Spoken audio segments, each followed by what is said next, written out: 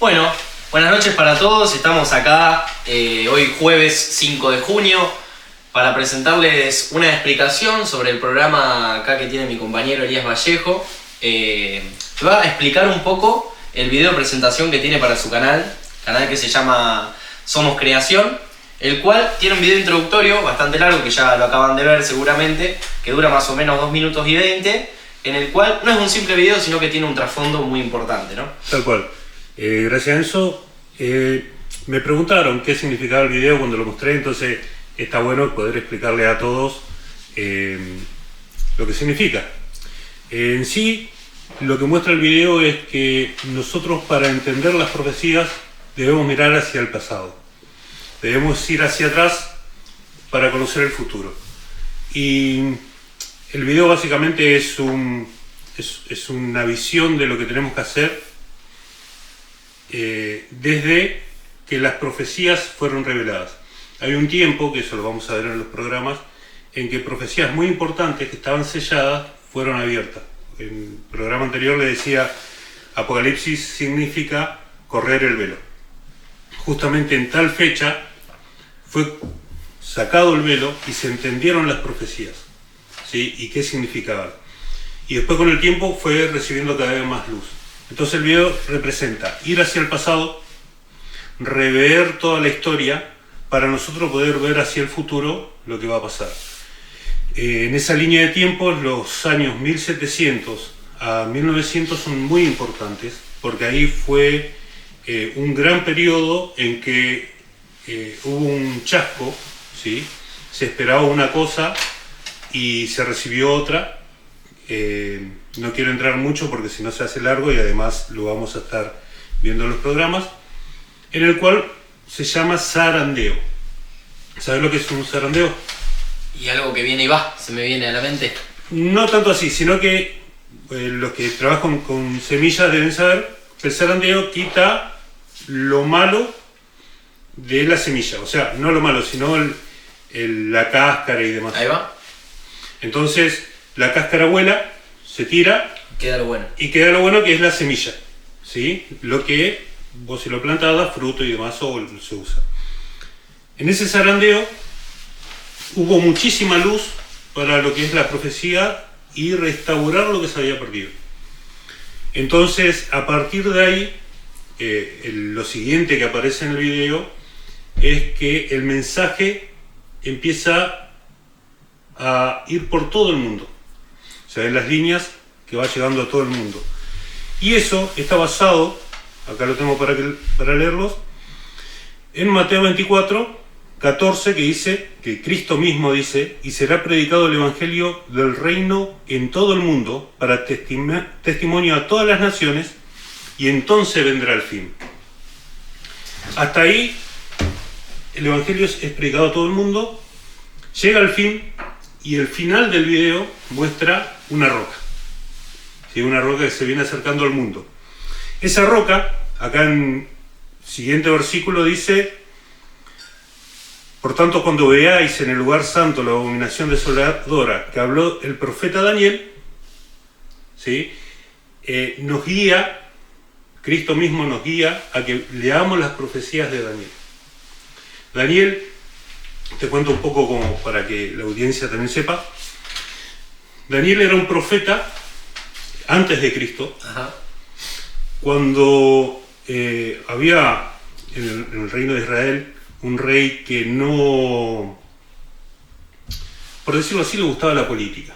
Mirá. Y tenía políticas con otros reinos, los cuales a Dios no le agradaba.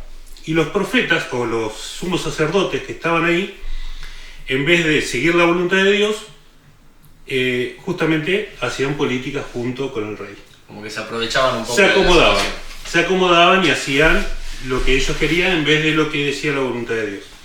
Entre esos se levantaron varios profetas para... Y eso es algo que ha pasado a lo largo del tiempo. Millones de veces. En todo eso viene un reino extranjero enviado por Dios, que es Babilonia, y... ¿Estamos hablando de qué año más o menos? Viejo. No te quiero... No me acuerdo. Pero es... antes de Cristo serían... 200 años atrás más o menos. no me quiero equivocar, pero más o menos por ahí. Babilonia viene, ataca Israel y se lleva gente para su reino. Entre todo esto estaba el rey Nabucodonosor, que seguramente lo conocerán en muchos lugares y películas, como por ejemplo la nave de Neo o de Morfeo. Ajá. Se llama Nabucodonosor.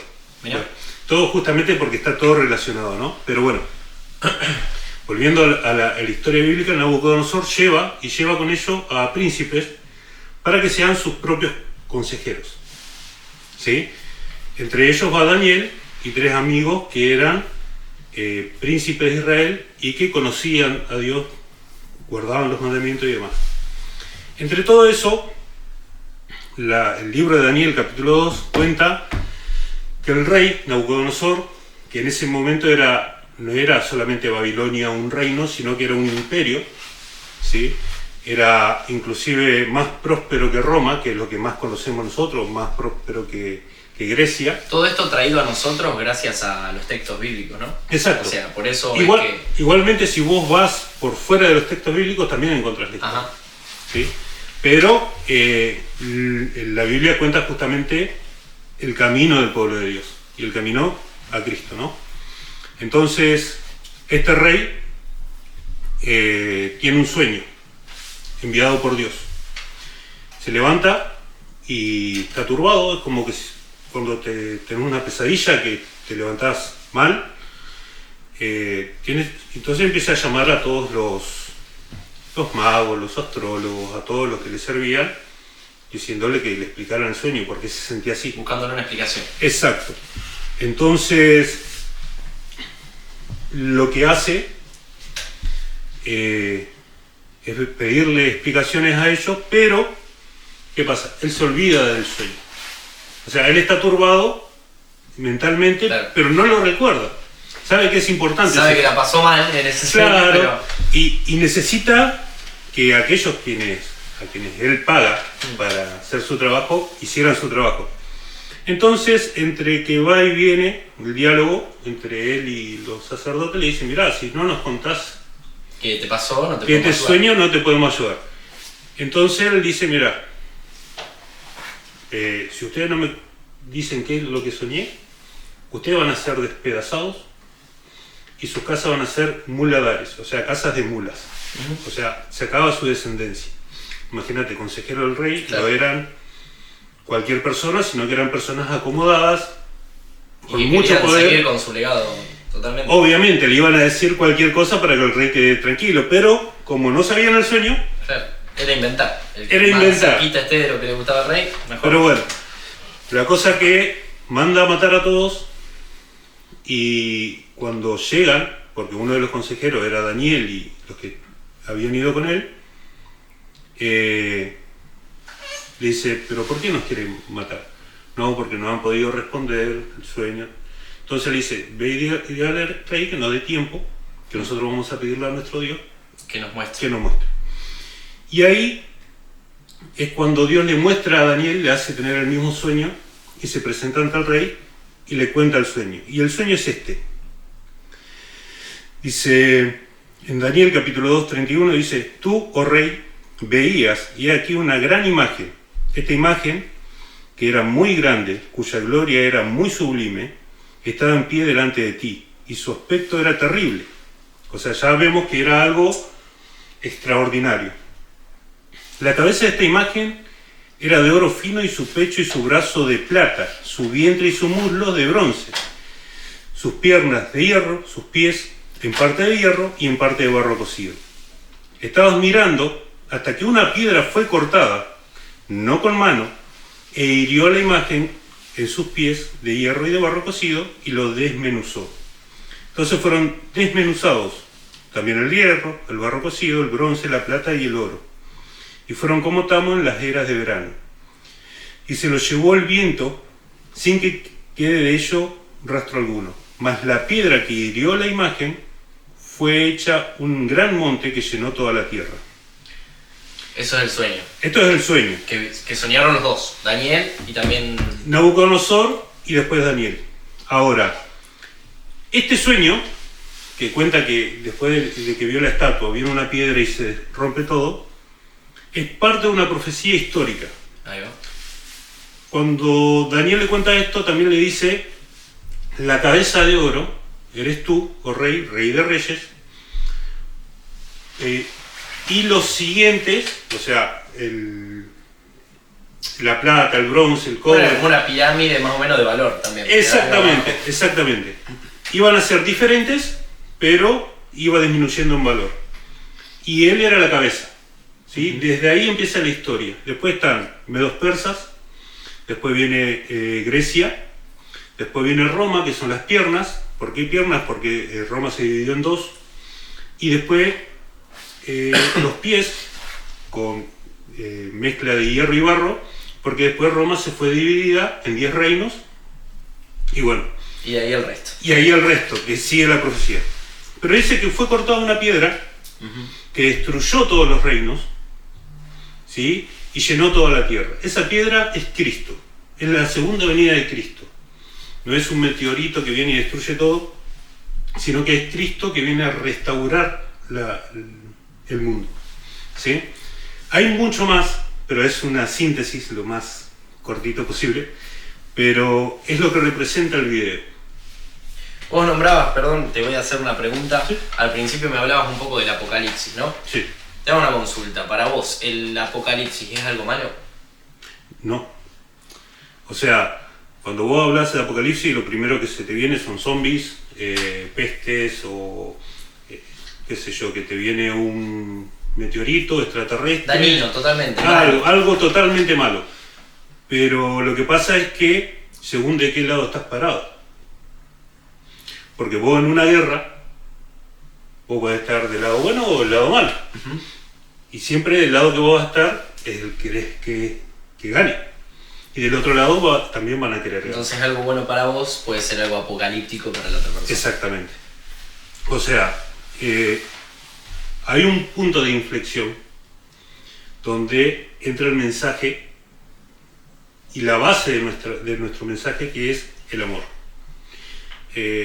La Biblia dice, vos podés saber todas las profecías, podés hablar un montón de lenguas, podés tener poder, podés tener todo lo que vos quieras, lo que se te ocurra, pero no tenés amor, no sirve de nada, ¿sí? Y esto, lo que Dios nos da, estas profecías, no es a base de decir, bueno, voy a destruir a todos los malos, voy a salvar a los buenos, sino que nos da la profecía, nos muestra el camino, no a mí, sino a todo el mundo, para decir, miren, este es el camino de salvación. O sea, es por amor que nos muestra el camino. O si no, ¿para qué lo muestra? Llega al fin, listo, ya está. Ustedes destruyen y a ustedes los salvo. Pero como Él nos ama, incluso a aquellos que lo detestan, porque hay gente que odia a Dios, eso también lo vamos a ver, porque hay ideologías que literalmente atacan a Dios. Vamos a ver por qué, pero Dios también los ama y los quiere salvar. Y lo interesante es que los pone así en profecías, porque yo conozco gente que sabe griego, arameo, árabe, que vive estudiando la Biblia, pero nunca entendieron esto. Ajá. Hay gente con mucho poder que nunca entendieron esto, pero gente con poder, con sabiduría, yo que soy albañil, o cualquier persona, lo puede entender si estudia la Biblia. O sea, nada de lo que está acá profetizado viene exterior, sino que solamente de la Biblia. Me gustaría mencionar también, en el video hay siempre un texto estático, más o menos, Sí. que dice, no tenemos nada que temer por el futuro, a menos que olvidemos el camino que el Señor nos ha guiado y sus enseñanzas en nuestra historia pasada. ¿Qué querés decir con esto? Mira, eso lo escribió... Es algo sacado de... Está sacado de un libro de una señora que vivió en 1844. no es algo bíblico esto. Es bíblico, pero, o sea, no es un texto bíblico. Ahí va. Está relacionado a lo que es la profecía y demás. Una señora que vivió en 1800, dije 44, pero no es 44, es antes. Ella creo que tenía 15, 16 años en ese tiempo, que vivió hasta 1914. Entonces, creo, ahora ya me entró duda. Pero bueno, esta señora escribió muchísimos libros y da mucha luz en cuanto a lo que es profecías. Ajá. Vivió la época importante que te decía hoy, donde fue derramada muchísima luz en la tierra, donde se entendieron las profecías, que desde ahí es donde nosotros entendemos todo lo que está pasando hasta ahora. Y hablando de profecías, nombrabas que también al principio vino Dios, ¿no? Una vez, también tuvimos la segunda venida de Dios, y ¿hay alguna forma o crees que vaya a haber una tercera, de que se nos presente Dios de otra forma? Bien, se habla de la segunda venida de Cristo como la que va a venir. Ah, ok.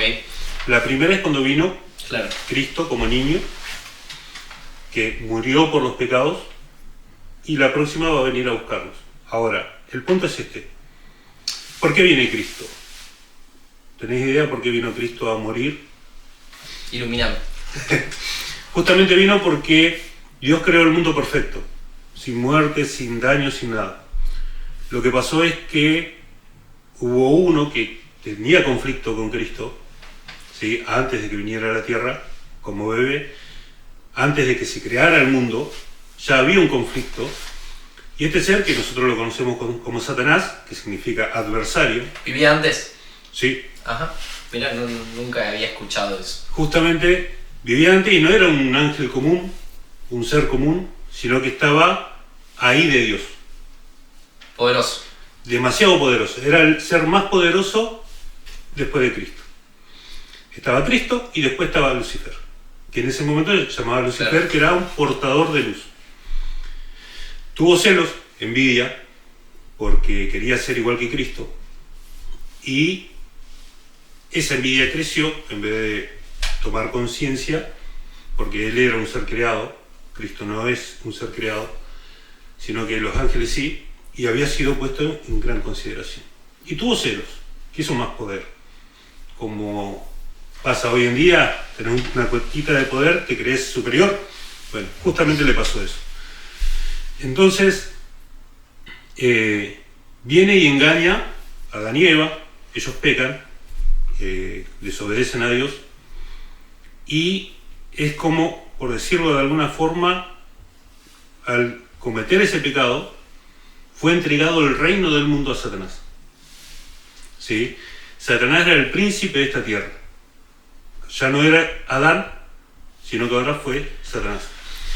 A través de todo ese conflicto viene Dios a salvarnos. Viene a salvarnos, ¿por qué?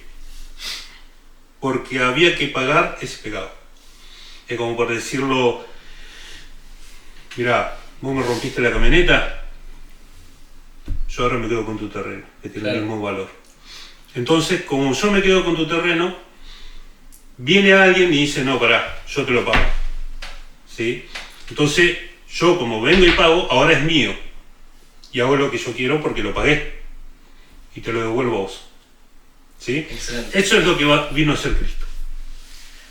Así que, cuando murió Cristo, resucitó. Porque no solamente murió y pagó, sino que resucitó.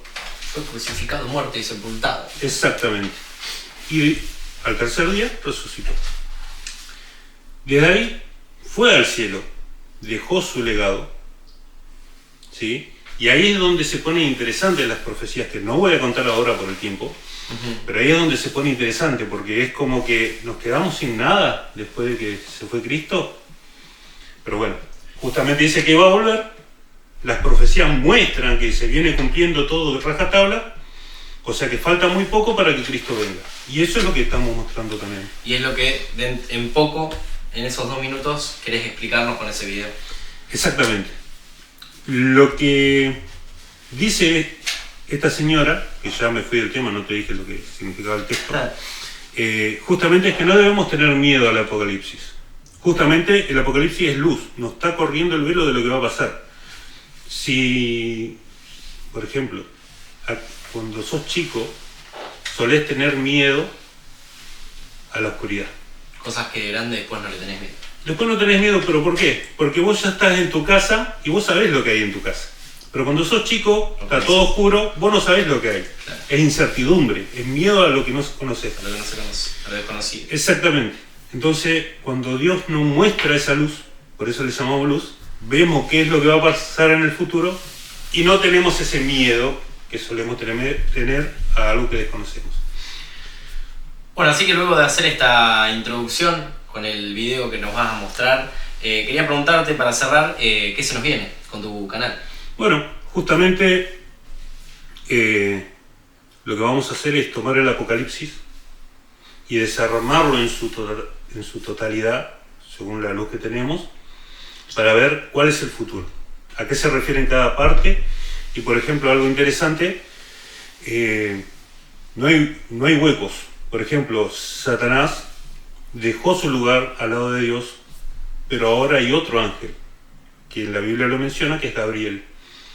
Y el principio de Apocalipsis muestra que Dios le pasa un mensaje a Jesús, Jesús le pasa un mensaje a Gabriel, y Gabriel le pasa un mensaje a Juan.